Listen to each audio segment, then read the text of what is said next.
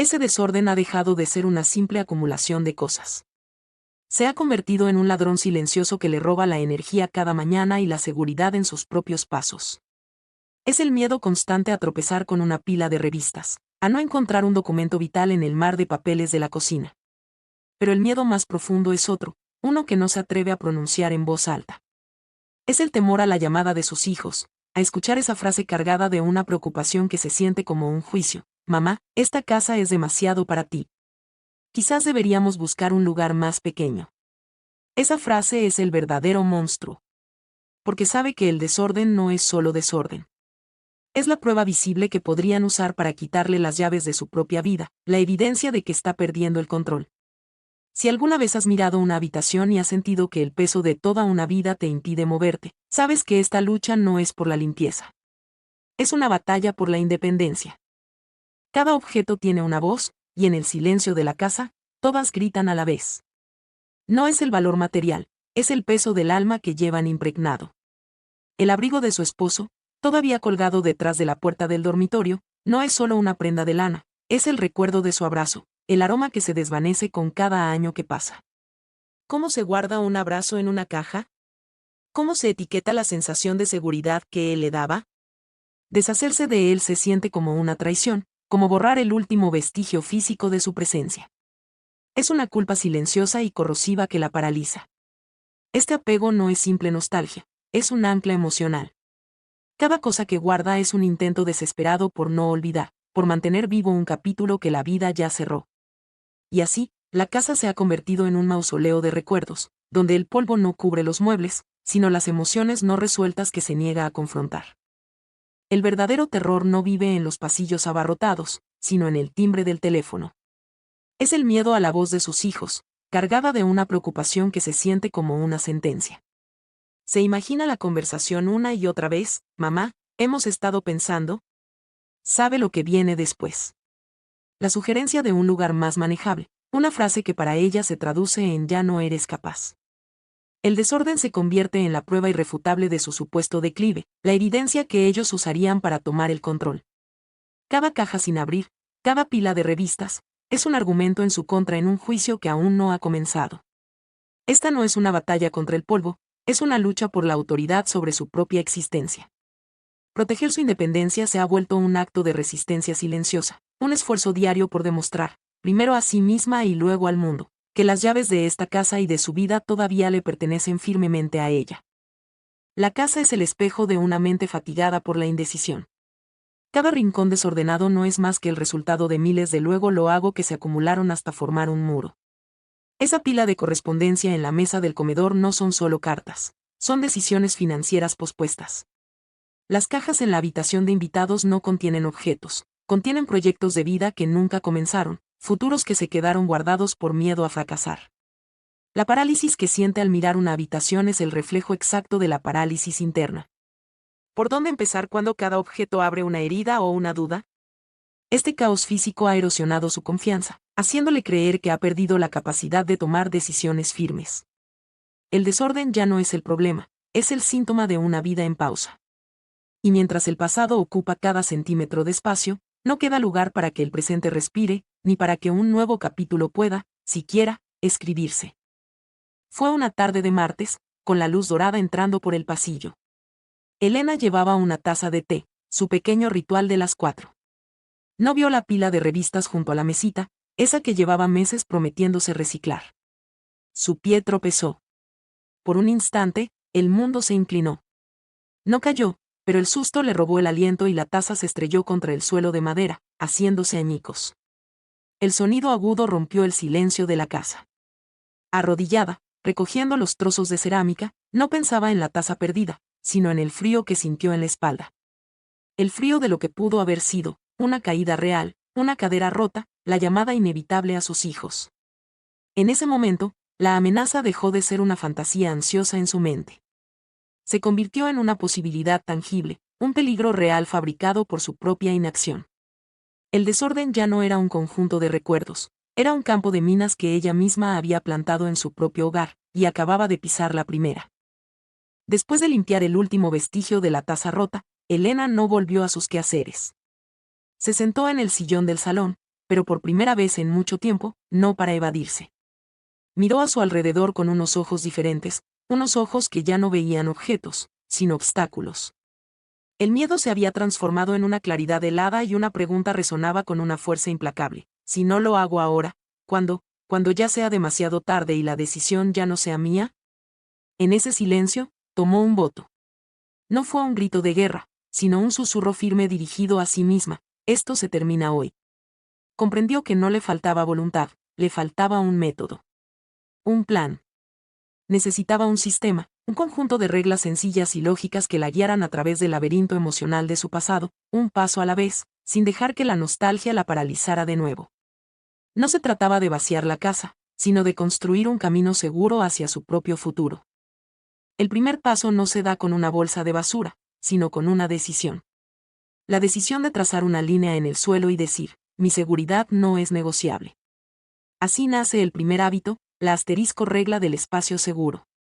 Esta no es una regla de organización, es un mandato de supervivencia. Consiste en identificar y despejar por completo las rutas de tránsito vitales de tu hogar, el pasillo desde tu dormitorio al baño, el camino de la cocina al salón, el acceso a las puertas. No se trata de ordenar cajones, sino de eliminar cada obstáculo que podría provocar una caída.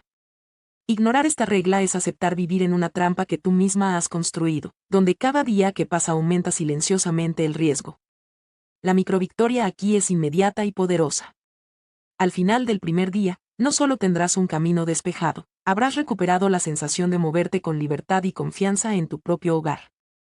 Es el primer acto tangible de autoprotección, la prueba física de que has comenzado a recuperar el control. Una vez que aseguras tu territorio, debes proteger tus fronteras. El segundo hábito es el guardián contra la acumulación futura, el asterisco hábito de decisión inmediata. Este principio ataca la raíz del problema, la postergación.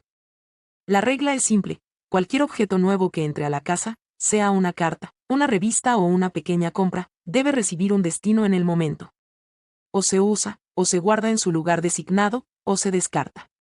No existe la opción de lo dejo aquí por ahora.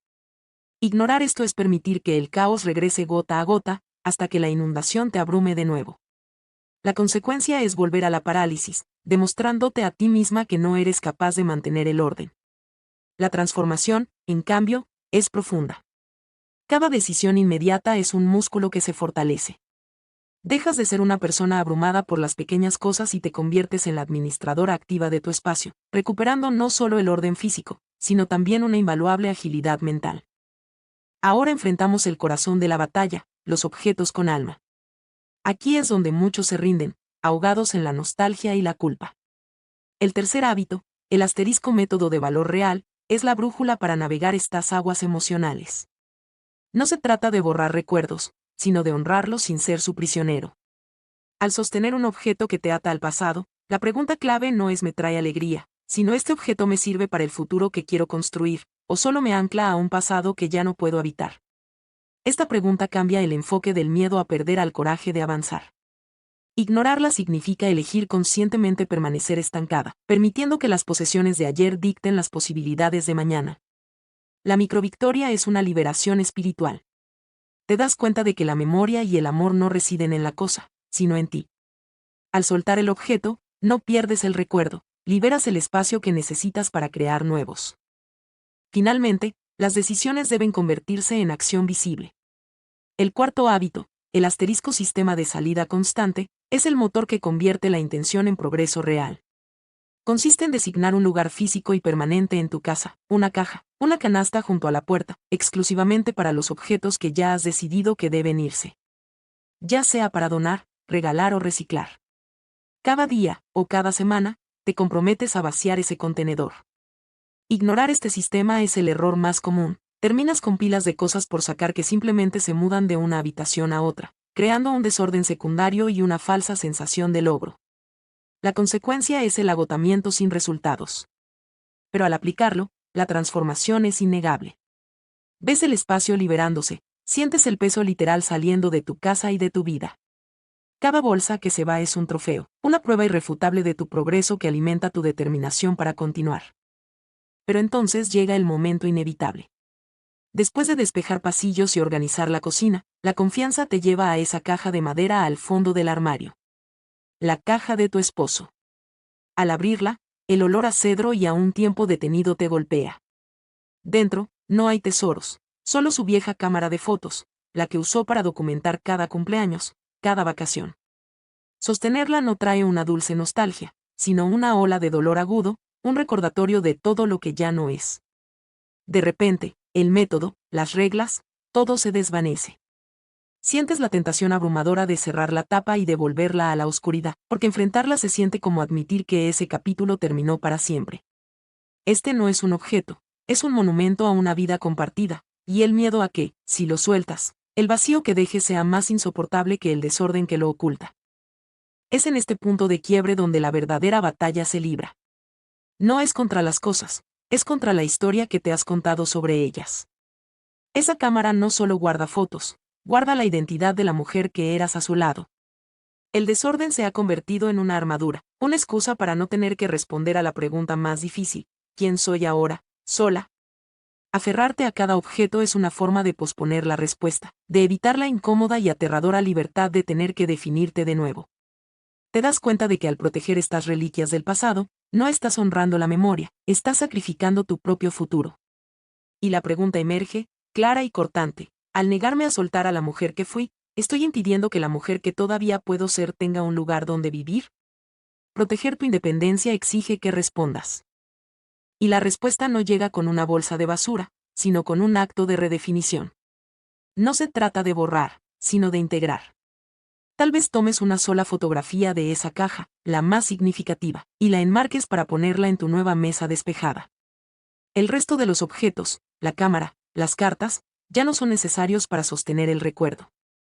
El amor no vive en el polvo de un armario, vive en la historia que decides contar sobre él. Al soltar el ancla física, no cortas el lazo, lo liberas. Transformas un peso muerto en un legado vivo que llevas dentro de ti, no en tus manos. Este es el momento en que el decluttering deja de ser una tarea doméstica y se convierte en un acto de soberanía emocional. Estás declarando que tu hogar ya no será un museo del pasado, sino el taller donde construirás activamente tu presente y darás la bienvenida a tu futuro. Elena está de pie en medio de su sala. El sol de la tarde entra por la ventana, pero ya no ilumina el polvo flotante de los recuerdos estancados. Ahora, la luz se extiende sobre el veteado limpio del suelo de madera, un espacio abierto que respira ante ella. No hay pilas de revistas amenazando con caer, no hay cajas esperando una decisión que nunca llega. El aire mismo se siente diferente, más ligero, como si la casa entera hubiera exhalado un suspiro contenido durante años. No siente el vacío de la pérdida, sino la plenitud del espacio ganado. Cada objeto que ha decidido conservar tiene un propósito y un lugar, y ya no le grita al pasar. Se da cuenta de que no ha borrado su pasado, lo ha honrado, destilándolo hasta su esencia más pura y significativa. Ha recuperado algo mucho más valioso que el orden, ha recuperado el control. Ya no es la mujer abrumada por su historia, sino la curadora consciente de su presente, la arquitecta de su propia tranquilidad. Luego, sube las escaleras y se detiene en el umbral de la habitación que antes estaba llena de cajas. Ahora está vacía. Pero no es un vacío triste, es un vacío lleno de potencial. Es un lienzo en blanco. Por primera vez en una década, no ve el almacén de un pasado concluido, sino el estudio donde pronto instalará su caballete de pintura, el lugar donde las tardes de domingo se llenarán de color y no de polvo. Esta habitación despejada es la prueba definitiva de su nueva identidad. Ya no es la guardiana de lo que fue, sino la creadora de lo que será. La casa ha dejado de ser un mausoleo para convertirse en un hogar vivo, un refugio seguro que no solo la protege de las caídas, sino que la impulsa hacia adelante. Su independencia ya no es algo que deba defender con miedo, sino una realidad que construye y disfruta cada día, con cada pincelada que está por venir.